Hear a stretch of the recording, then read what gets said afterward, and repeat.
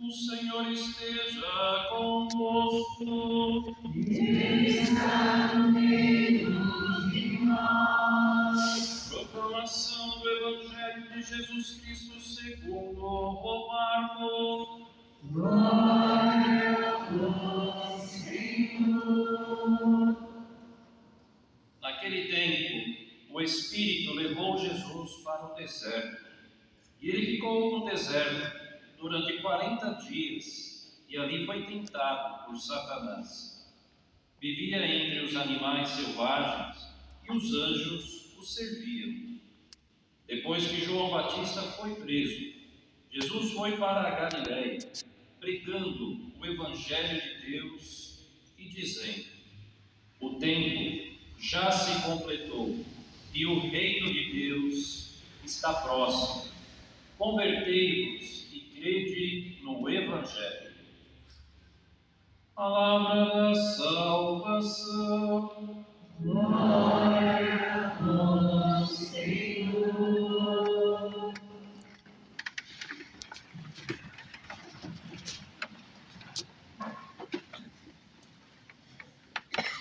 Em nome do Pai, do Filho e do Espírito Santo. Meus irmãos, escutamos esta frase de Jesus, quarta-feira: convertei-vos e crede no Evangelho. Iniciamos a quaresma deste ano de 2024. No primeiro domingo da quaresma, é muito importante, para bem celebrarmos toda a quaresma, todo esse período quaresmal, lembrar e ter claro na nossa vida quem é Deus. Quem é Deus? Deus é Criador. É aquilo que nós professamos. Criador de todas as coisas, as visíveis e também as invisíveis. Hoje nós temos a oportunidade de vivenciar a experiência de Noé. Lembremos do tempo de Noé, um tempo muito difícil em que os homens conversavam muito e de muitas coisas, mas todas elas levavam a uma atitude extremamente de vivência do pecado. Excluíram Deus, esqueceram de quem nos criou e por isso caíram ali em pecado. E Deus, ali, muito precisamente, manda um dilúvio. O dilúvio é esta cobertura imensa de água, porque diante da santidade de Deus e da criação de Deus, que o homem quis ali, mais uma vez, estragar, Deus, pela educação do dilúvio, acaba com todos aqueles que estavam querendo estender o pecado. O dilúvio, então, ele serve para dois pontos de vista: como aquele que engole todos os homens e tudo aquilo que está criado, mas também engole o objetivo de acabar com o pecado, não com a vida. É diferente. Por isso, nesse primeiro momento do dilúvio, nós vemos a preservação de uma família, uma família de Noé, sua esposa e mais 6 pessoas. O que sobrevive ao dilúvio são 8 pessoas, no total, 8 pessoas. E nós podemos nos perguntar, diante de tantos homens e mulheres, crianças que já tinham nascido naquele tempo, por que Deus preserva apenas 8 pessoas? Mas qual é a característica dessas 8 pessoas a partir de Noé e sua esposa? A característica maior é não ter se dobrado à vontade do mundo, que ocasionou tantos erros e pecados que precisaram ali ser finalizados com a ação do dilúvio. Esse é o primeiro sentido do dilúvio. O dilúvio ali matou as pessoas, as criaturas, né, que ali existiam, que estavam estreitamente ligados, aliança consigo mesmo e não com Deus. Fizeram uma aliança entre eles para que o pecado pudesse habitar. E Deus, já disse isso muitas vezes, né, em outras homilias, Deus é santo, santo e santo, não compactua com nenhum tipo de pecado, porque se Deus compactuasse com o pecado, Ele daria um falso testemunho dele, da sua santidade, né? E é isso que nós temos que entender na nossa vida. Se Deus não compactua com o pecado, está aí a resposta mais uma vez, porque muitas coisas que nós queremos, pensamos, planejamos não dá certo. As coisas que dão certo é porque estão dentro da vontade de Deus. Precisamos entender isso definitivamente. Ah, mas então algo que não dá certo é o quê? Não é vontade de Deus. Porque a vontade de Deus é que todos possam desfrutar em vida da sua própria criação que foi oferecida. E onde isso existe? Nas diferenças. Onde nós percebemos isso? Na fome, na miséria, nas doenças que hoje as doenças físicas deram mais lugar às doenças psicológicas. Quantas e quantas pessoas aí deprimidas? De onde vem a depressão? De onde vem algo que te coloca aqui, que você está no nível e te coloca tão para baixo, uma depressão? De onde vem isso?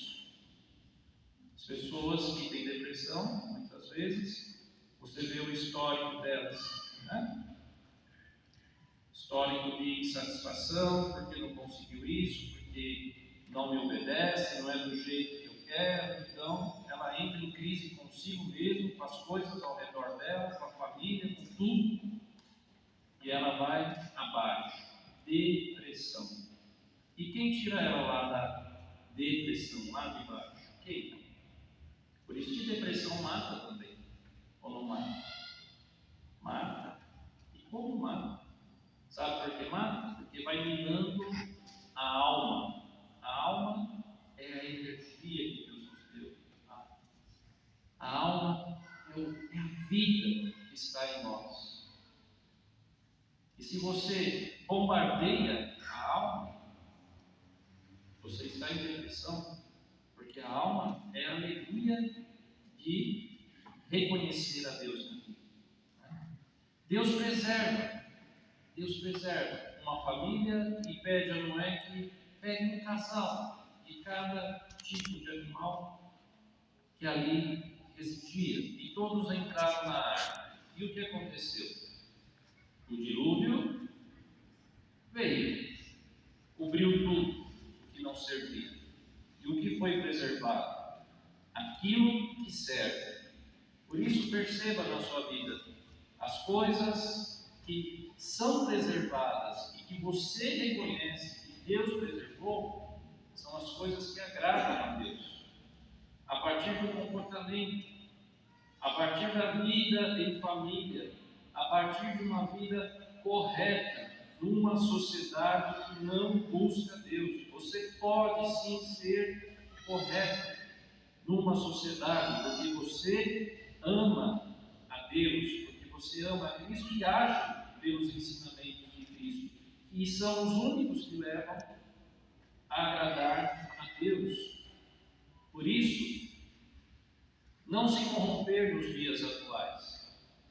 Defenda a vontade de Deus, e a vontade de Deus, ela é a fé que você proclama.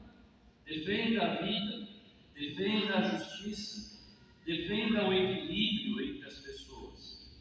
Defenda que tem que se ter igualdade. Não importa se eu sou mais rico ou não. Você sendo rico ou pobre, você pode promover a igualdade dentro daquilo que Deus te concede.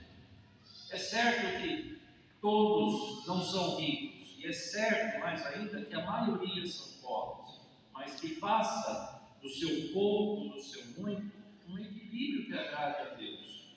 Por isso a Quaresma convida também a um período de conversão dos costumes. Se eu não tenho um costume de ser fraterno, se converta, mude. Eu não tenho esse jeito. Então, convertemos, muda, e vai, e faz. Conversão é mudança de sentido. Só que o sentido tem que apontar para a cruz de Cristo. Porque na cruz de Cristo foi recebido todos os pecados do mundo. O dilúvio não foi suficiente para apagar os pecados, mas o sacrifício de Cristo foi. Esse é o definitivo. Esse é o definitivo.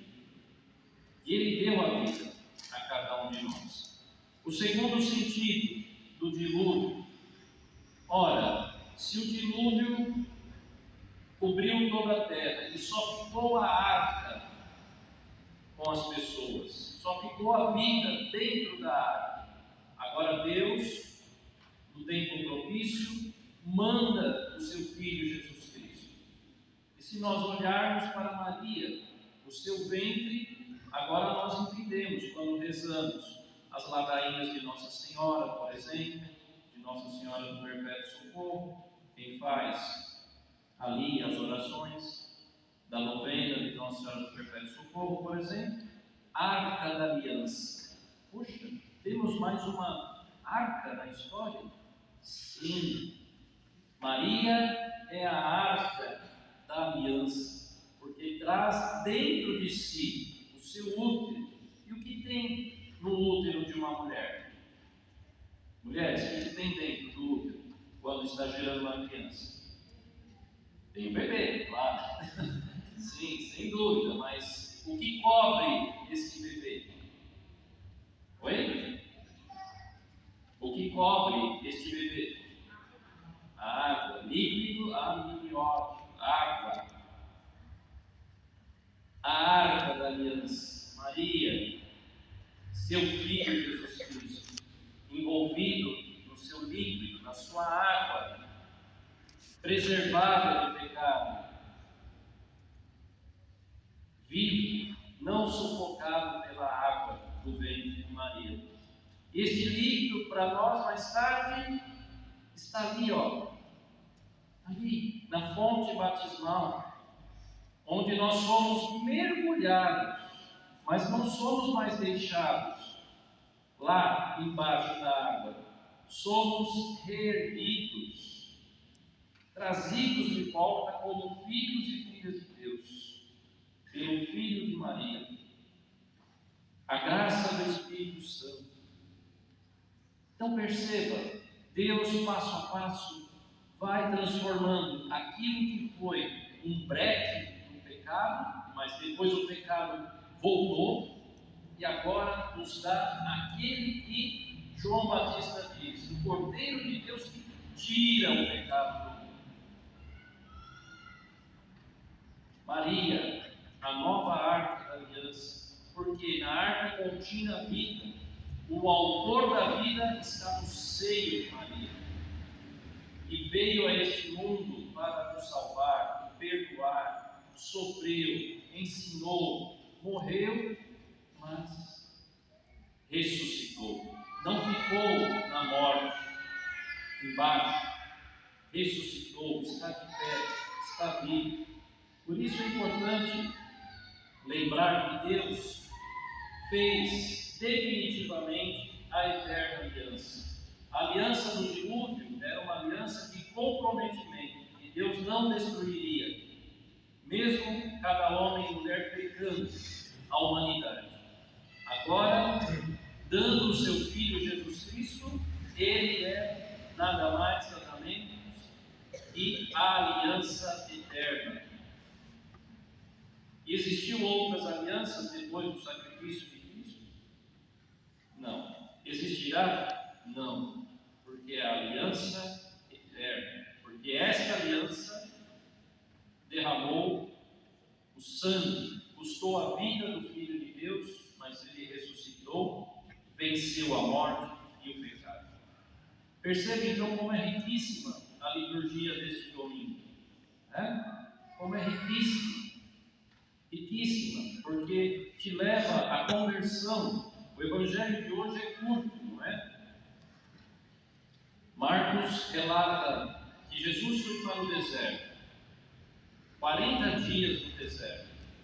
O evangelho de Marcos retrata apenas ali a permanência de Cristo. Lucas e Mateus mostram nesses 40 dias que o demônio tenta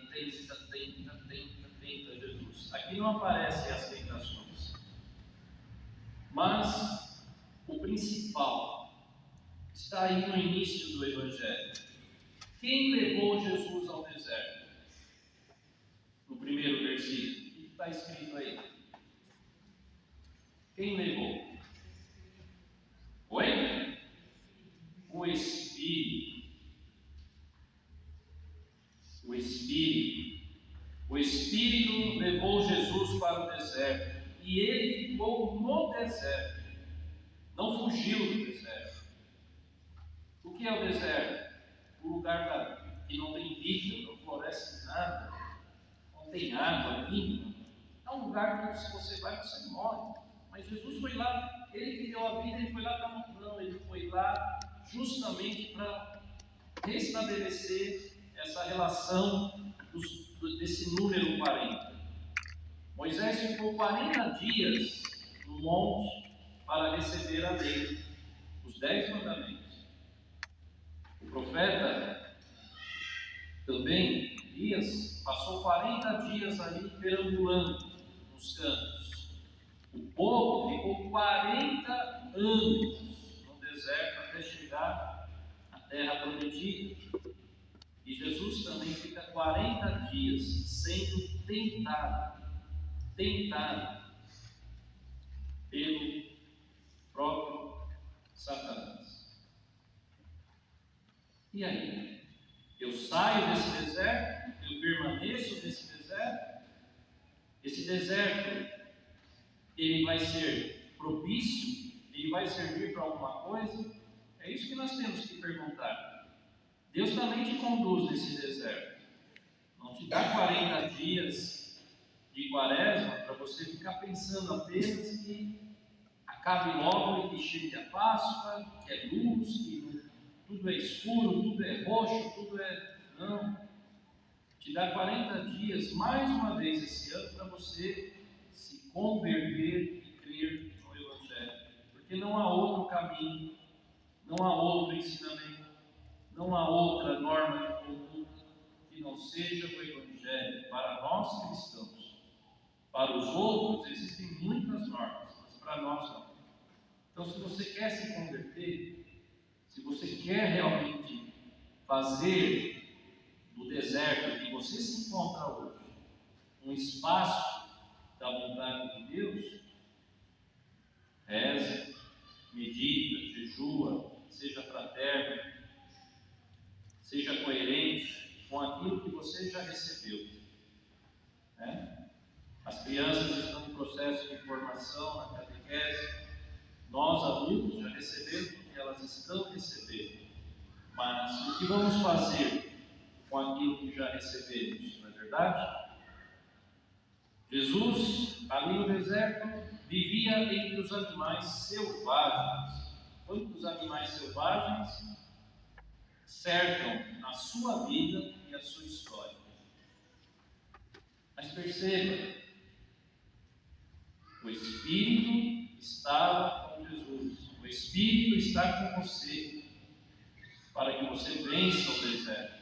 Porque no final da aprovação, diz assim, os animais selvagens, e depois de todos os tormentos, 40 dias ali,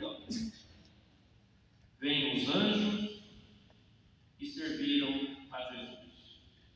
E Deus continua servindo a cada um de nós na figura do seu Filho, até que Ele volte. Quanto tempo será necessário que Cristo te sirva, te sirva, te sirva, te sirva? Quando? Até o momento em que você se sinta forte e tenha capacidade de encarar a vida, sair do deserto e ir para a vida. Pensemos muito sério nisso, né? Pensemos muito sério nessa proposta do primeiro domingo da Quaresma. Deserto, meditação, fortalecimento, providência. Os anjos vieram, nos serviram. Quantas vezes Deus providenciou tudo para você? Quantas vezes Deus te serviu? Quantas vezes o Espírito, como diz São Paulo, clama dentro de nós e vem em nosso socorro? Quantos medos existem em cada um de nós para que o Espírito venha em nosso socorro? Perceba isso, assuma isso, entenda isso como uma pedagogia para que a nossa vida possa ser mais firme na fé e que esses animais selvagens que habitam dentro de nós, esses demônios selvagens que cada um de nós tem, possam ser vencidos pela palavra de Cristo. Não só de pão vive, mas vive do que o homem também? De toda palavra que sai do quê? Da boca de Deus. Convertei-vos. E o Evangelho é palavra ou não? Olha aí. Olha o sentido. Convertei-vos e crede no Evangelho. A palavra definitiva de Deus é Jesus Cristo. E Jesus Cristo nos deixou a sua palavra no Evangelho. Percebamos isso, a riqueza, como somos ricos. E se somos ricos, precisamos expandir, distribuir a nossa riqueza, que é a nossa fé, para aqueles que ainda não conseguiram e não conseguem crer e se converter no Santo Evangelho. Olha a responsabilidade de cada um de nós. Se estamos aqui louvando o ressuscitado no dia dele, no domingo, é o dia dele. Se você está aqui para reverenciar o Senhor pelo sacramento, pela palavra e por tuas obrigações de batizado, toma posse disso. Se convença disso, que você tem parte neste trabalho de evangelização. Que Deus habite em nós, que o Espírito Santo nos conduza e possamos cada vez mais agradar a Cristo, a palavra definitiva. Louvado seja nosso Senhor Jesus Cristo, para sempre seja louvado. Vamos professar